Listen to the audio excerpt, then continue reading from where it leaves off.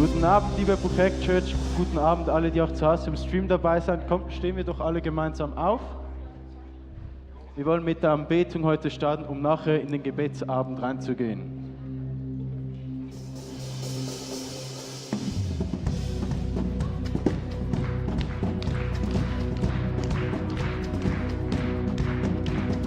Praise in the valley, praise on the mountain, and I praise when I'm sure, and praise when I'm doubting, and I praise when I grumble, praise when surrounded, 'cause praise is the water my enemies drowning. And as long as I'm breathing, I've got a reason to praise the Lord, oh my soul. Praise the Lord, oh my soul. And I praise when I feel it, and I praise when I don't. I praise 'cause I know you're still in control. 'Cause my praise is a weapon. It's more than a sound. More than a sound. My praise is a shout that brings Jericho down. And as long as I'm breathing, I've got a reason to praise the Lord, oh my soul.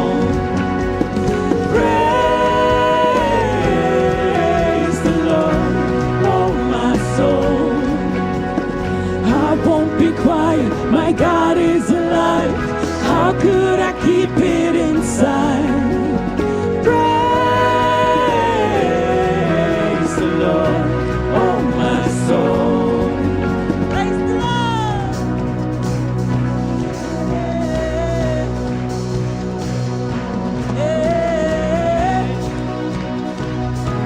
Yeah. And I praise 'cause you saw me, praise 'cause you reign, praise 'cause you rose and defeated the grave. I praise 'cause you're faithful, praise 'cause you're true, praise 'cause there's nobody greater than you. I praise, alaba que reina, alaba Señor, alaba que la tumba venció, alaba que es bueno, alaba que es fiel, alaba porque no hay otro como él.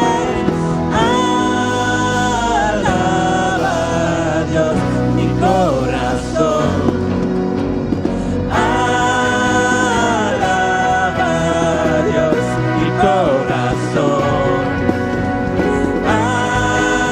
alaba a Dios, mi corazón, alaba a Dios, mi corazón, no me detengo, pues Dios libre está.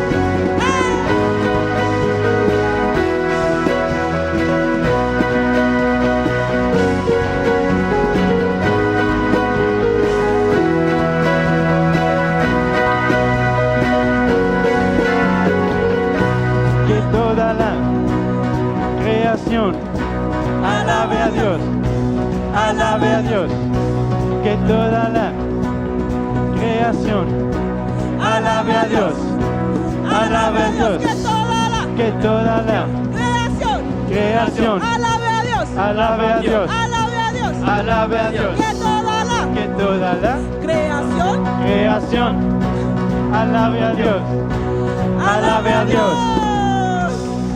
Muchas gracias. Vielen Dank, Herr, dass wir dich kennen, dass du so gut zu uns bist.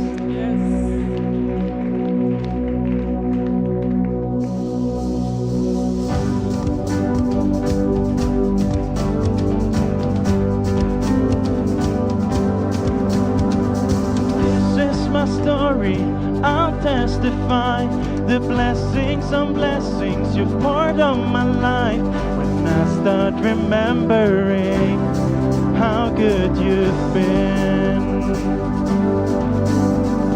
fear turns to worship, tears into praise, chains of depression broken by grace. When I start remembering how good you've been, so good to me. Yeah, you've been so good to me.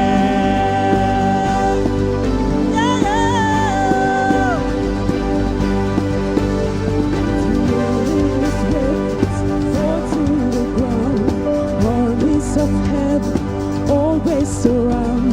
When I start remembering how you carry my cross, you call me by name, love me like I was, but you didn't leave me that way. But instead now I live, yeah, that's what you did.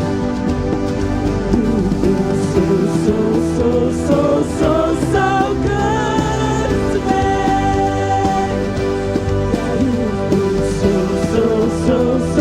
So good to me. From morning to night, the lows and the highs, I look back on my life and all that I see, that you've been so good to me. Wir kommen an einen Teil, wo wir singen werden, when I say God is good, you say all the time. Also wenn wir sagen, Gott ist gut, zu jeder Zeit.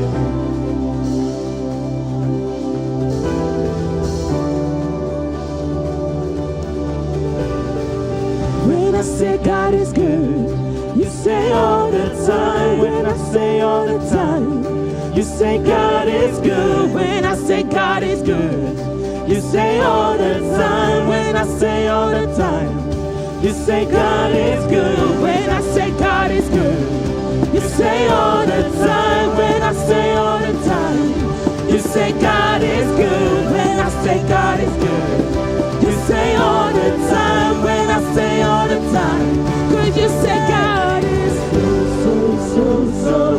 so good to me? Yeah, you've been so good to me. From morning to night, the lows and the highs, I look back on my life and all that I see. The mornings, the lows and the highs, I look back on my life and all that I see, that you've been so good to me.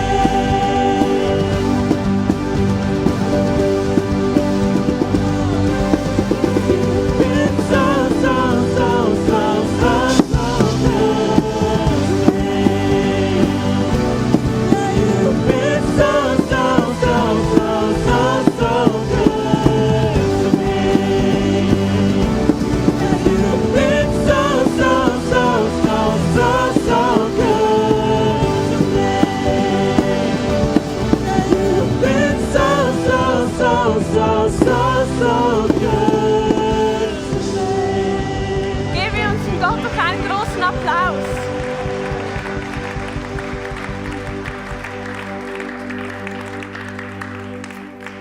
Ihr dürft sehr gerne Platz nehmen. Ich möchte euch ganz herzlich begrüßen zu unserem 6. Gebetsabend und auch alle, die online mit dabei sein und mit uns mitbeten. Wir freuen uns riesig, dass ihr so mit uns dabei seid. Heute Abend möchte ich euch mit hineinnehmen in die Worte von Jesus, die er seinen Jüngern sagte, kurz vor seinem Kreuzestod. Und das lesen wir in Johannes 14, 26 bis 27 zusammen.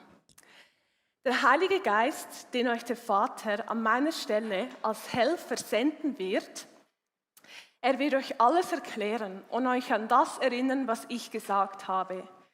Auch wenn ich nicht mehr da bin, wird doch der Friede bei euch bleiben. Ja, meinen Frieden gebe ich euch. Einen Frieden, den euch niemand sonst auf der Welt geben kann. Deshalb seid nicht bestürzt und habt keine Angst. In diesem ersten Teil lesen wir, dass Jesus verspricht seinen Jüngern: Hey Jungs, wenn ich einmal nicht mehr hier sein werde, dann werde ich den Heiligen Geist schicken, der mich vertreten wird. Denn ein paar Verse vorher, am Anfang des Kapitels, lesen wir, dass Jesus wusste, dass seine Jünger Angst haben. Und Jesus wusste auch all die Fragen und Zweifel und Herausforderungen, die die Jünger erwarteten nach seinem Tod am Kreuz. Und in das hinein spricht Jesus: Hey, ihr werdet nicht alleine sein. Ihr müsst euren Werdegang als erste Christen, als Evangelisten, Apostel nicht alleine bewältigen. Ihr seid nicht hilflos, sondern ich werde euch den Heiligen Geist schicken als Helfer. Und im Griechischen heißt das Wort Helfer hier im Text Parakletos. Und dies bedeutet im Neuen Testament, dass der Heilige Geist unser Beistand ist, dass er uns hilft, dass er für uns eintritt und uns nicht alleine lässt. Und wir haben auch gelesen, dass der Heilige Geist der ist, der uns zur Wahrheit führt. Wir als Christen, dass er uns als Christen immer wieder erinnert, das, was Jesus gesagt hat und uns erklärt. Und der Heilige Geist, er ist so ein Freund, der mir immer wieder hilft in meinem Leben. Hey Michel, im Fall so musst du nicht reden mit dieser Person. Wie bist du gerade mit ihr umgegangen? Und dann kann ich dankend ins Gebet gehen zu meinem Gott, weil ich weiß, dass ich das nächste Mal anders reagieren kann. Dass ich nicht ein Opfer von meiner Prägung oder meiner Geschichte bin, sondern durch die Kraft des Heiligen Geistes kann ich das nächste Mal anders reagieren. Und ich kann der Person in die Augen schauen und sagen: Hey, es tut mir leid, dass ich gerade so mit dir geredet habe. Das ist das Leben mit dem Heiligen Geist. Dort, wo du an deine Grenzen kommst, von Umständen, von deinem Charakter, vielleicht auch von unserem Wissen oder von unserer Weisheit, ist der Heilige Geist da als unser Helfer. Und in diese Situation hinein von den Jüngern verspricht Jesus noch etwas Zweites, und zwar seinen Frieden. Der Frieden, den Jesus gibt, Frieden. Er vermacht einen inneren Frieden inmitten von Prüfungen, von Verfolgung, wo sie erleben werden. Einen Frieden, den er verspricht mit dem Kommen des Heiligen Geistes. Und auch in unserer Welt, in unserer Zeit, wo wir leben, hat so ein Bild von, was der ideale Frieden ist. Es ist ein Zustand von äußerer Ruhe, wo keine Bedrängnisse da sind. Ein Leben vielleicht möglichst ohne Leid, ohne Angst oder Bedrohungen zu erleben. Aber seit sich der Mensch von Gott losriss, ist eigentlich gerade das Gegenteil in unserer Welt entstanden. Streit, Unruhe, Friedlosigkeit. Und in dem Text haben wir gelesen, Jesus grenzt seinen Frieden ganz klar von dem ab, was dir die Welt verspricht, was dir Frieden gibt. Und es geht nicht um einen Frieden zwischen Staaten oder Rassen. Es geht nicht um einen Frieden, wo kein Krieg und keine Waffen es mehr gibt. Es geht auch nicht um einen Frieden irgendwie von Selbstverwirklichung und Selbstfindung in mir. Es meint auch nicht die Abschaffung von Arbeit und Stress. Nicht das verspricht Jesus hier, sondern dass wir Menschen Frieden mit Gott haben können durch sein sündhaftes Sterben am Kreuz. Und wenn wir Frieden mit Gott haben, haben wir auch Anteil an seinem Reich. Und dieses Reich wird mal in Ewigkeit alle Dimensionen von dem Frieden wiederherstellen. Und ich kenne so Gedanken aus meinem Leben. Ja, wenn ich das endlich abgeschlossen habe, dann wird eine ruhige oder friedliche Zeit kommen. Oder wenn sich dieser Umstand endlich ändern würde, ja, dann wäre ich entspannt. Aber die harten Fakten sind, wenn du denkst, dass durch äußerliche Entscheidungen oder äußerliche Faktoren die sich endlich verändern, du inneren Frieden bekommst, dann will ich dir sagen, laut der Bibel, dass sie es verspricht, dass es nie lange anhalten wird.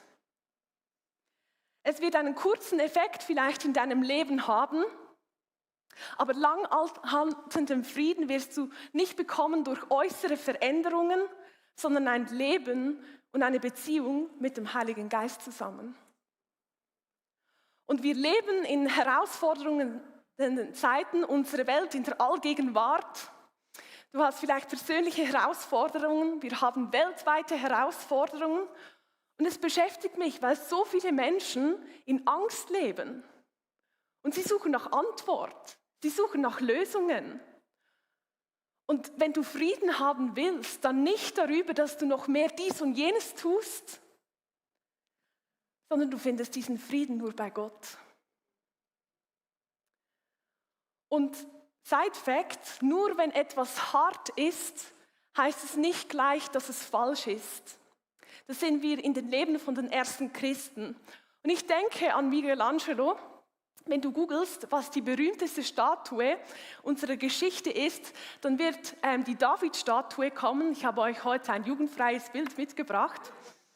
Und diese Statue, sie ist riesengroß. Ich habe sie selbst gesehen. In Florenz steht sie. Und es wird die Geschichte erzählt, dass Michelangelo mal gefragt wurde, wie hast du es geschafft, aus einem so riesigen Block Marmor einen so detaillierten und perfekten David zu hauen? Und seine Antwort war, es war einfach. Ich habe nur das weggehauen, was nicht David war. Und schau, genau oft dann, wenn wir Schwierigkeiten im Leben haben, wenn wir durch mühsame Momente gehen, vielleicht durch Krankheit, wir leiden oder wir Geduld brauchen und es irgendwie einfach nicht so vorwärts geht, wie ich es mir wünschen würde. Genau dann ist das größte Potenzial von dem Heiligen Geist an uns am Meißeln, was nicht so aussieht wie Jesus. Dass wir an den Punkt kommen mit ihm, weißt du was, Gott? Ob inmitten meiner Unsicherheiten, meinen Herausforderungen, meinen Tälern, du bist mein Gott. Genauso wie in den Highlights und den Highs meines Lebens bist du es in den Tälern. Und du hast es versprochen, Heiliger Geist, du bist mir nahe. Du lässt mich nicht alleine, du lässt mich nicht einfach ratlos, sondern du bist dieser Parakletus, der mir hilft, der mir neue Ideen gibt, der mich korrigiert, der für mich da ist. Und ich will dich einfach ermutigen, und da werbe ich nur um dein Herz, dass du heute Abend zu diesem Gott kommst, der da ist. Und ob du das erste Mal tust und diesen Frieden mit Gott in dein Leben einlädst oder das x-te Mal einfach sagst, Herr, hier bin ich mit allem, was ich bin. Mit meinen Tälern und Tiefen. Ich vertraue dir, Heiliger Geist, dass du an mir meißelst, was noch nicht so aussieht wie Jesus. Und wir wollen gemeinsam aufstehen und zusammen beten, bevor wir nachher in eine persönliche Gebetszeit gehen, wo du ans Kreuz für dich beten kannst. Hier vorne sind Gebetsanliegen oder du kannst dich frei bewegen. Heiliger Geist, wir danken dir, dass du versprichst, dass du unser Tröster bist, unser Ermutiger bist, dass du der bist, der für uns eintritt und uns hilft. Und ich bete für all die Herausforderungen, ob persönlich oder weltweit, dass wir heute Abend so kniend vor dich kommen dürfen und bekennen dürfen, dass du der Gott bist, wo alles in Kontrolle hat, wo versprochen hat, dass du kein stummer Götze bist, sondern ein lebendiger Gott, wo redet, wo uns auffängt. Ich danke dir, Heiliger Geist, dass du jetzt einfach kommen darfst und unseren Herzen darfst begegnen. Wir wollen wirklich einfach so zusammen als Kirche vor dich kommen und dir alles hinlegen. Für unser Leben, was in der Schweiz passiert, in unserer Welt. Und dich einfach darum bitten, greif du ein, hilf du erneut, schenk du neuen Rat, tröste du neu. Und wir vertrauen einfach unser Leben dir an. im Wissen, dass du der beste Wegweiser bist. Amen.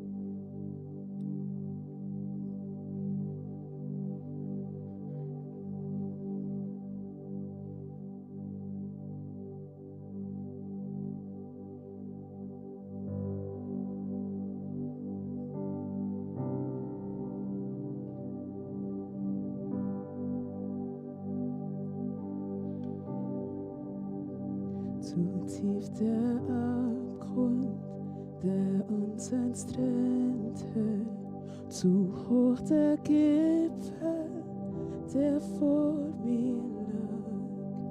Voller Verzweiflung sah ich zum Himmel, sprach deinen Namen in die Nacht. Und in der das Dunkel, kaum deine Güte, ist die tief in mir, die Nacht bezwungen, der Sieg errungen, Jesus meine Hoffnung lebt. So unvorstellbar ist deine Gnade, so unbegreiflich ist deine Gunst. Euer Herr der Zeiten verließ den Himmel, nahm auf sich meine Scham und Schuld. Das Kreuz bezeugt es, mir ist vergeben. Der König selbst nennt mich sein Kind. Er ist mein Retter und ich gehöre ihm. Jesus meine Hoffnung lebt. Halleluja, preist den, der mir Freiheit gab. Halleluja, er besiegte Tod und Grab. Alle Ketten sind gesprengt, von dem Gott der Rettung bringt. Jesus meine Hoffnung lebt. Halleluja, preist den, der mir Freiheit gab. Halleluja, er besiegte Tod und Grab. Alle Ketten sind gesprengt, von dem Gott der Rettung bringt. Jesus meine Hoffnung lebt. Halleluja, preist den, der mir Freiheit gab. Halleluja,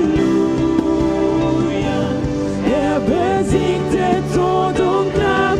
Alle Ketten sind gesprengt, von dem Gott der Rettung bringt. Jesus meine Hoffnung lebt. Dann kam der Morgen, so wie verheißen, dein toter Körper ist neu erwacht. Mit lauter Stimme hast du verkündet, kein Grab hat nun Anspruch mehr auf mich. Dann kam der Morgen, so wie verheißen, dein toter Körper ist neu erwacht. Mit lauter Stimme hast du verkündet, kein Grab hat nun Anspruch mehr auf mich. Jesus, dein Sieg bleibt ewig.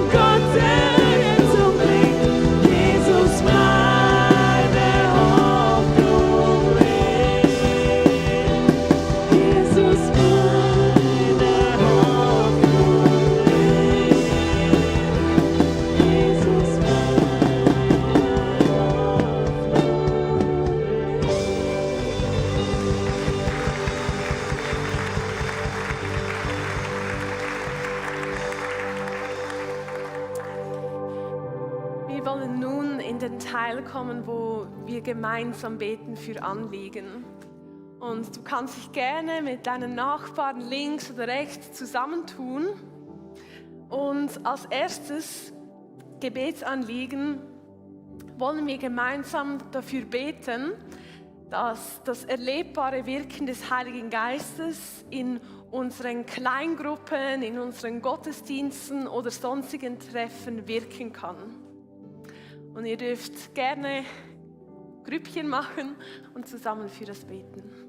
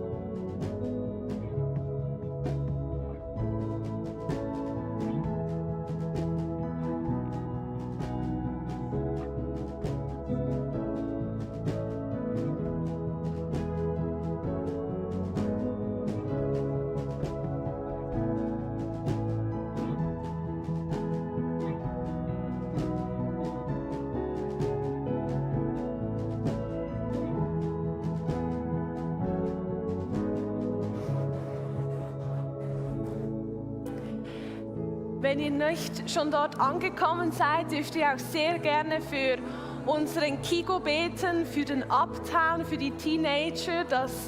Die jungen Jahre sind so entscheidend, ob jemand sich öffnet für Jesus oder nicht. Und da können wir beten für unsere Kinder, für unsere Teenager, dass sie Gott erleben dürfen.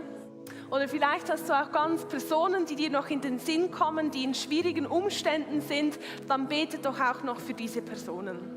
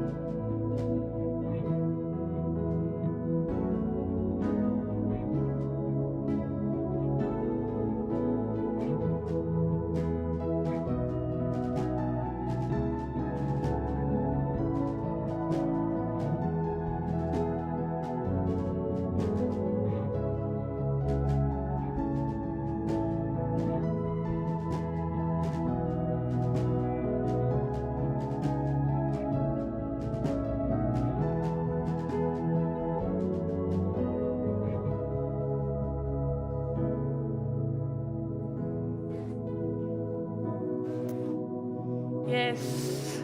Und zum Schluss möchte ich euch einfach noch segnen. Jesus, ich danke dir, dass einfach so deine Gegenwart präsent sein auf jedem Einzelnen.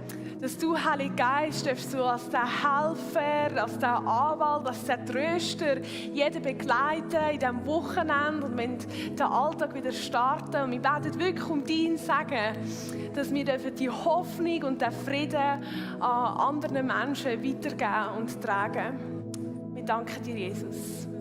Amen. Yes. Hey, dann als Information, wenn du etwas mit dem Heiligen Geist erlebt hast in letzter Zeit oder in dieser Woche, dann würden wir uns mega freuen, wenn du das mit uns teilst. Und das kannst du, indem du im Mucki-Raum gehst. Das ist gerade, wenn du da rauslaufst, rechts. Und dort wird ein Video von dir aufgenommen, wo andere Leute ermutigt werden können, was du mit dem Heiligen Geist erlebst. Dann zum Schluss, ganz wichtige Info. In einer halben Stunde findet hier die Fuse Night statt. Also da kommen alles Jugendliche. Also wir wären euch sehr dankbar, wenn ihr möglichst schnell könntet im Foyer eure Gespräche machen. Schönen Abend miteinander.